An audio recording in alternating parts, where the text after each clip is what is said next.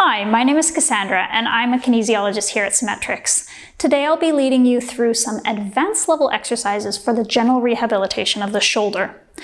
This is particularly good if you're recovering from a rotator cuff injury or if you have a general instability or pain at the shoulder joint.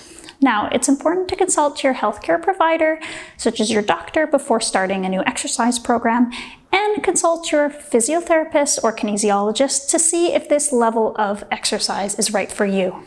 Now, this is particularly important if you have any pre-existing conditions. Okay, let's get started. We're going to begin with a small warm-up. You're going to need a band in just a moment, but we'll start without to begin. Let's start with some shoulder rolls going backwards and forwards. Keeping it in a pain-free range.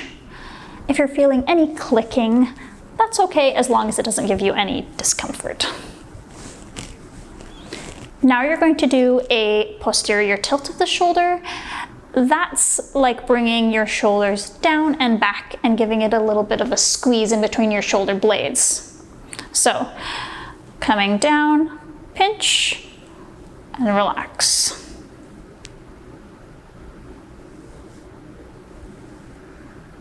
Focus on keeping your back neutral when you do this, so you don't have any arching there.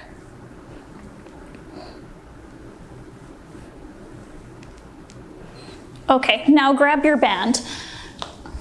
Arms out in the front about chest height, and you're pulling apart into a big T. Let's do 10.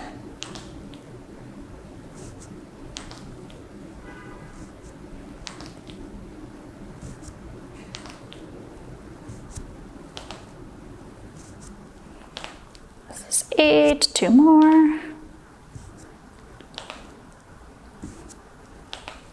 Perfect.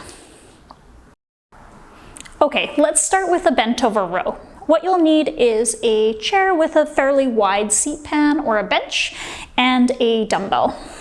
So what you'll do is place one hand on the seat pan and one knee, same side.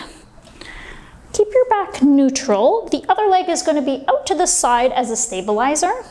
You'll start with the dumbbell right underneath your shoulder. You'll pull up, ending with your elbow right at your rib cage. Give the shoulder blade a little bit of a pinch at the end, your shoulder, to get that activation.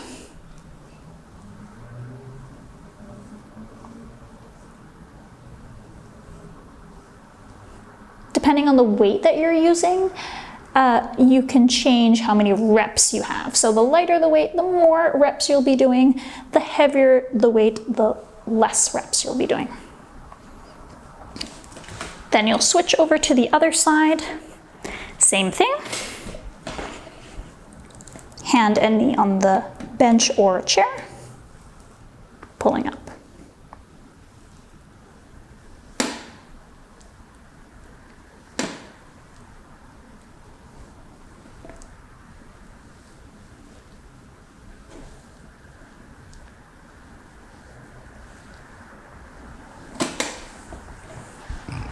Great. Now let's strengthen our pressing. So you're going to be doing a push-up, but adding a small plus motion, lifting the shoulders up and away at the top of the press. On your mat here, I'll be showing you off of the knees. So knee, hip, and shoulder are going to be all aligned. The hands are starting underneath the shoulder here, with the elbows going at about 45 degrees out from your body. If you tuck your elbows in a little bit more, you'll have a tricep dominant push-up. So you're going to come down with your chest down to the mat, and at the very top you'll see at my back that I'll be lifting up my back slightly at the very end. So belly button in, core engaged. You'll come down to the mat like so. You're going to come up and add a small rounding at the top to activate your serratus. Coming down, up, small press. 2 more.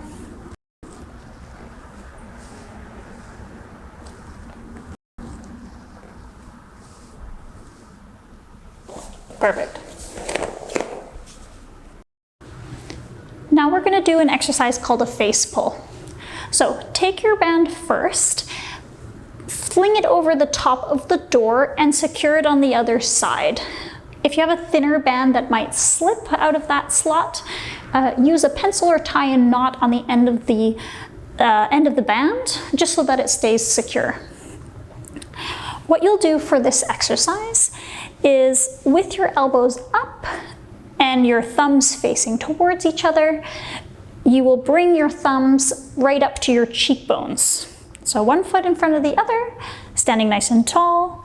Keep these elbows up and bring the hands right up to your face.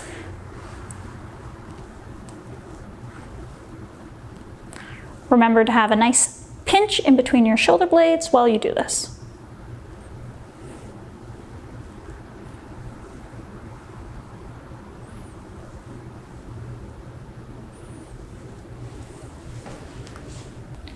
With your band still attached in the top of the door, you will now lie down on your back. Keep holding onto the band here. And you'll be doing a straight arm pull down with the legs up in tabletop. So what I mean by that, tabletop is 90 degrees of knee bending and 90 degrees of hip bending. You'll start with your hands right over top of you and then pull the band straight down to your knees or hips. Like this, and come back up. Now, if you don't have a loop like I do, you can go all the way down to your hips with your hands.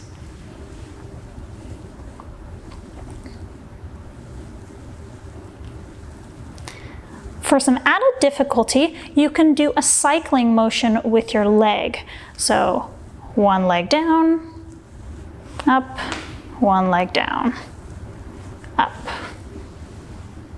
Remember to keep your back nice and flat on the mat as you do so.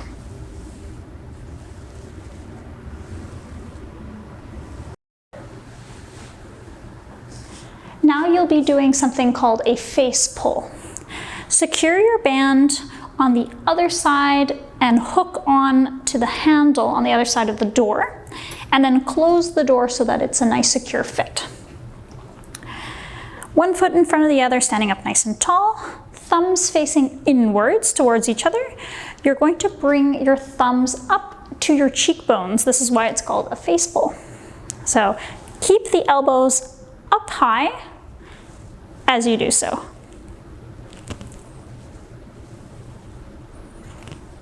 Connecting your thumbs up to your cheekbones.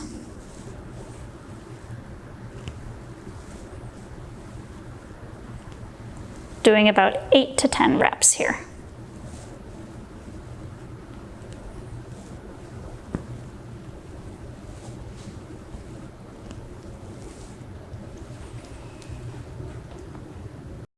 For this next exercise, you're going to need a loop band and a foam roller. Start by popping the band in around your wrists. You'll bring the roller up to the wall like so. Bring it down so that elbows are about maybe 45 degrees away from the torso. And start with the roller right at the wrists. So what you'll do is pull the loop band apart. So now that your wrist, shoulder, and elbow are nice in a long line. And then you'll roll the roller up, keeping the tension at the wrists. And then bring it back down. Just rolling the length of your forearm. If you're starting to notice your wrists are caving in and losing that alignment, readjust, pull out, and then continue. For best results, it's important to stay consistent with doing these exercises. Try doing them every second day of 2 sets with about 10 to 15 reps based on the amount of weight you're using. Remember to stay pain-free and comfortable while you're doing them. All right, thanks for watching.